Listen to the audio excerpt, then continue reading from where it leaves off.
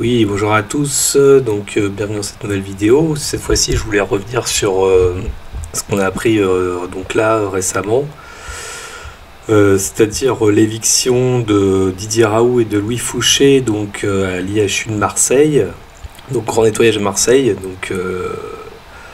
On apprend que le docteur Louis Fouché ne sera plus salarié de l'AP-HM, hôpitaux de Marseille, à compter du 19 octobre.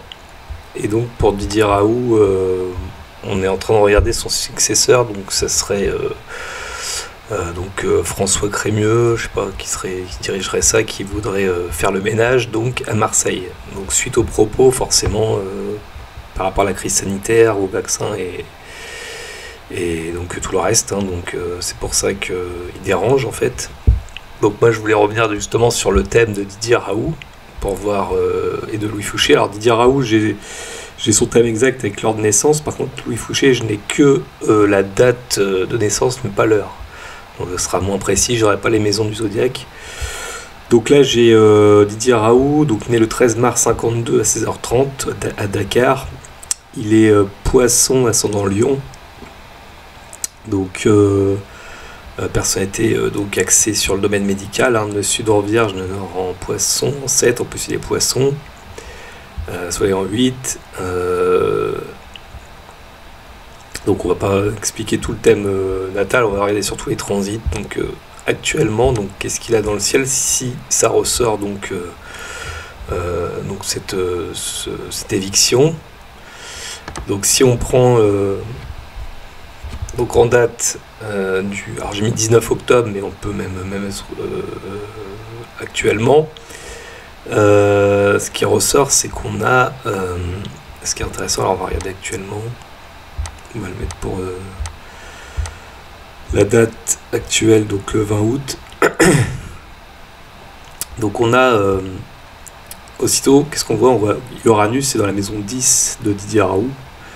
Donc Uranus en 10, en général, ça représente tout ce qui est du domaine imprévisible dans la maison de la carrière. Donc ça peut être des ruptures, des changements d'orientation, des bouleversements dans ce secteur. Donc tout dépend des aspects. Alors forcément dans le ciel on sait qu'il y a un carré à Saturne. Alors il est large parce que les deux planètes rétrogrades et commencent à être séparantes de 6 degrés environ. Donc là c'est vrai que l'aspect se défait, mais l'aspect va se reformer bientôt. Vous voyez le carré qui est là entre Saturne et Uranus. D'ici quelques mois.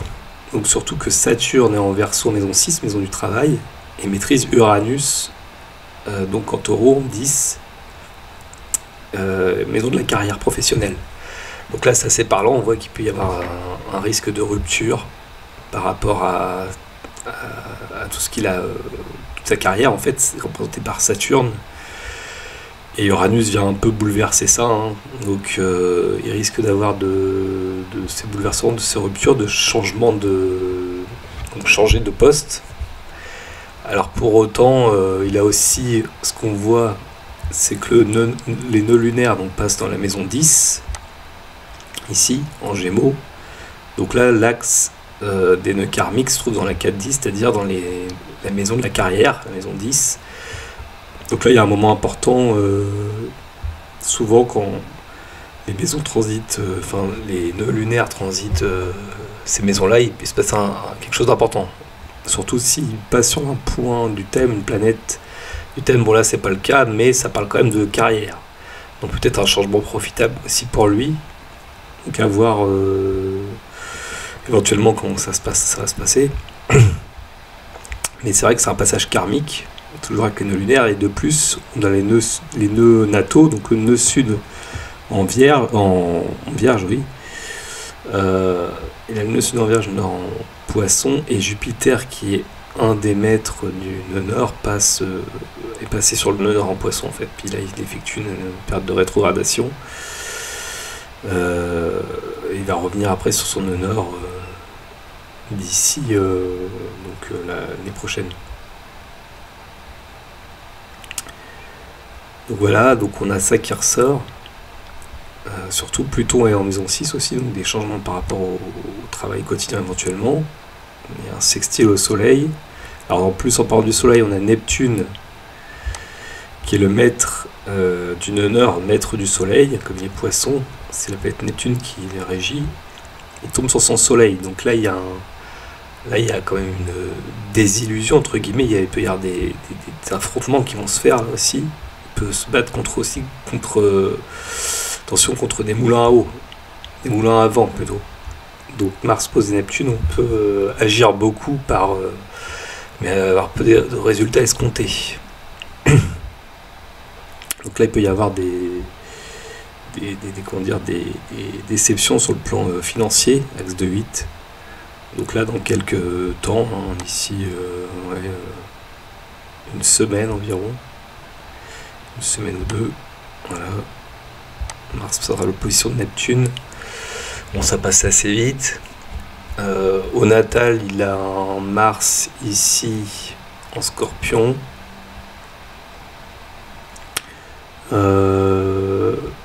Et du coup, il fera une opposition à Uranus.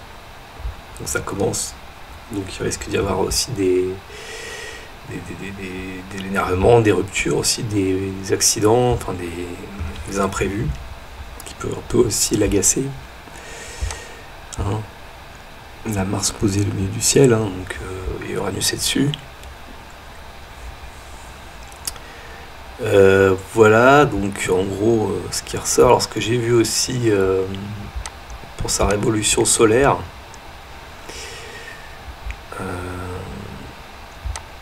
donc, alors, la révolution solaire est à droite, donc on voit un amas ici en poisson, donc la date de son anniversaire, hein, donc le 13 mars 2021. Et donc il est à son Gémeaux. Là, là-bas, planétaire en 10 parle bien d'idéal de travail. Vénus, Neptune, Lune, Soleil, là c'est vraiment, ça fait vraiment le scientifique,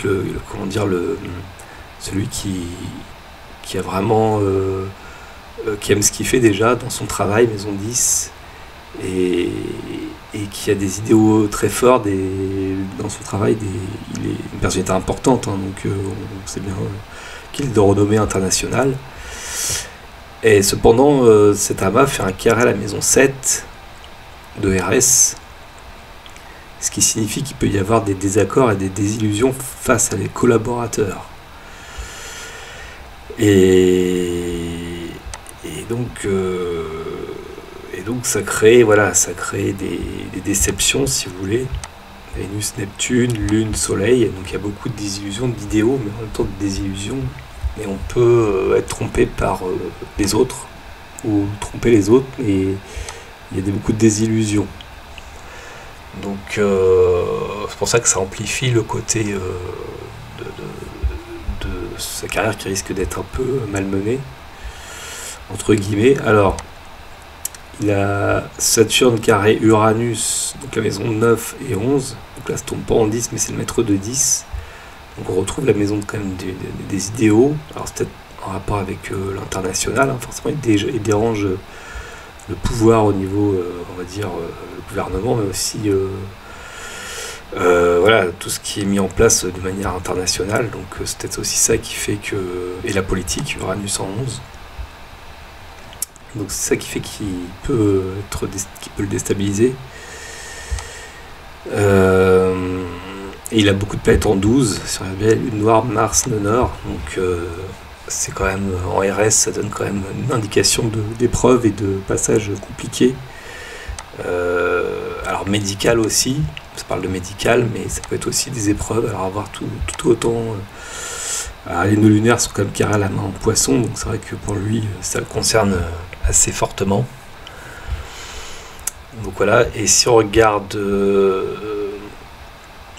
donc les directions, donc là je survole, hein, bien sûr. Donc les directions secondaires.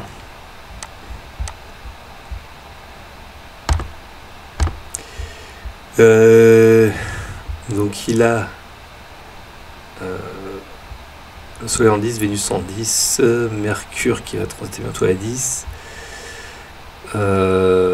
Donc là il y a un passage important au niveau de sa carrière, son travail. Il y a pu y avoir des tensions récemment avec l'opposition de Mars à Vénus. Alors il a le nœud nord aussi qui est sur Vénus, alors, ouais, qui se rapproche de sa Vénus natale, le nœud nord progressé. Alors il avance doucement, mais il se rapproche, et c'est le mètre de 10. Donc il y a quelque chose d'important aussi au niveau de la carrière, là. Hein, avec toutes ces révélations, il a quand même aussi des soutiens, donc voilà.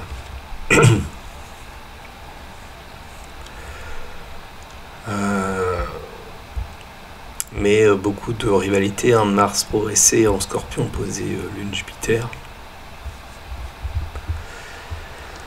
Voilà, voilà. Et je voulais vous montrer aussi donc nouvelle Lune progressée. Alors, il y a une nouvelle Lune progressée ici en Gémeaux à 2,34. Il tombera dans la maison 10. Mais il n'y aura pas d'aspect particulier de ce que j'ai vu.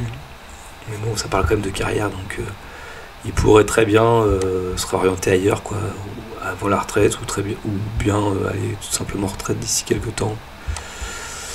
Donc ça, c'est à voir, mais il pourrait être possible que quand Saturne sera à 13 degrés d'ici, voilà, d'ici le 2 mai.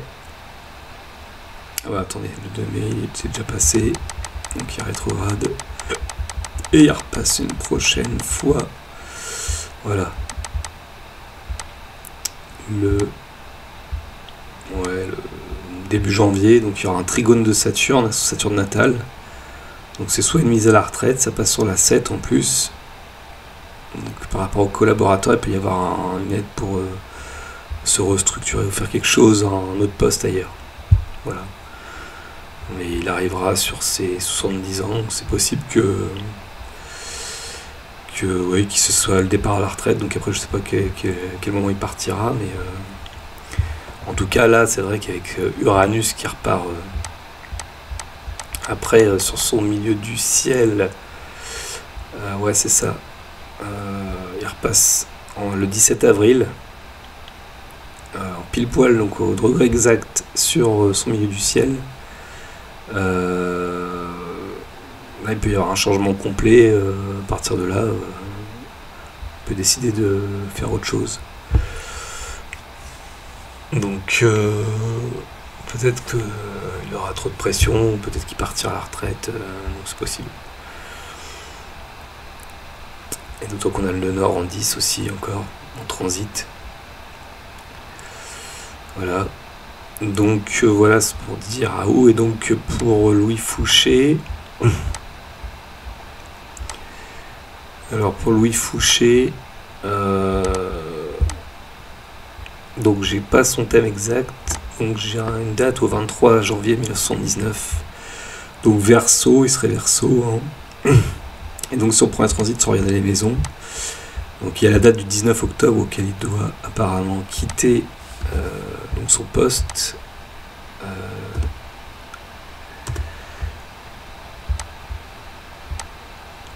Donc là on a pareil le carré Saturne-Uranus, alors il tombe sans doute peut-être dans sa maison 10-6, non là on l'a pas.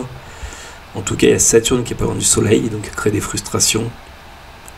Et Uranus pas loin, qui rétrogradera à nouveau, donc là il est devenu rétrograde Uranus à partir d'aujourd'hui. Donc là il y a peut-être des remises en question sur le devenir le fait d'être indépendant ou d'être plus libre, surtout que c'est un Verseau, donc là ce carré est d'autant plus fort pour lui, donc ça risque de l'électriser, de le sentir beaucoup plus rebelle.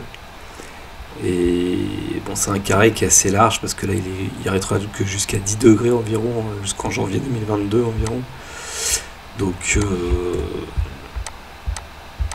à partir du 19, donc là le carré est un peu large, mais il peut le sortir un peu, donc c'est vrai qu'il y a quand même le carré Saturne-Uranus, donc c'est vrai que c'est assez important. Et lui, il a passage karmique également, il a Neptune sur le nœud sud en Poisson, donc là il y a un problème aussi karmique de désillusion, niveau pareil de médical, hein, le Poisson, des illusions avec Neptune.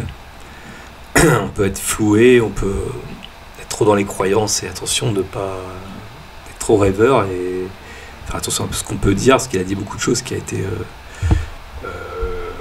qui sont pas mauvaises, hein, il dénonce les choses tout simplement, mais comme ça dérange, voilà, il faut faire attention à ce qu'on dit. Et du coup, à cause de ses propos, voilà, ça, il risque, il va être, enfin, c'est pas il risque, il va être démis de ses fonctions, donc donc voilà, donc c'est pas important. On a plutôt en plus les changements à la fin Capricorne qui tombe quand même dans son amas là ici, donc il est passé sur son Mercure déjà. Et donc après plus tard il passera sur cette planète en Verseau, mais bon, c'est pas tout de suite, mais il y a déjà quand même l'influence de Pluton qui est là aussi, donc pas négliger. Donc des changements profonds peut-être. Donc là on peut pas se dire dans quel domaine, parce que ça peut être dans le travail, c'est tombant 10, mais là on n'a pas les maisons. Voilà, et puis c'est à peu près tout. Donc le 19 octobre, je vais revenir. Donc 19 octobre, on a un retour de Vénus aussi, sa Vénus natale, Vénus transit sur Vénus natale. Et il aura Lune sur la Iris, donc on retrouve le passage de la Lune ce jour-là sur Iris, donc la division, on se sépare. Voilà, donc après la Lune, on ne sait pas de quel maître de maison elle est, mais voilà, ça peut être par rapport à son travail, donc séparation, hein, Iris de la discorde, donc et on a Lune Chiron, forcément, donc tout ce qu'on rapport avec les soins. Elle a dit les soins, donc voilà, donc ça parle un peu quand même. Voilà ce que je peux dire essentiellement. Donc je vais pas faire l'ARS parce qu'on n'a pas les maisons, puis les directions non plus éventuellement, mais c'était déjà pour vous montrer que dans les thèmes de ces deux médecins, ça ressort quand même quoi. Donc voilà. Donc c'est une petite vidéo, alors si elle vous a plu, n'hésitez pas à liker, partager, vous abonner, et moi je vous dis à la prochaine vidéo, au revoir.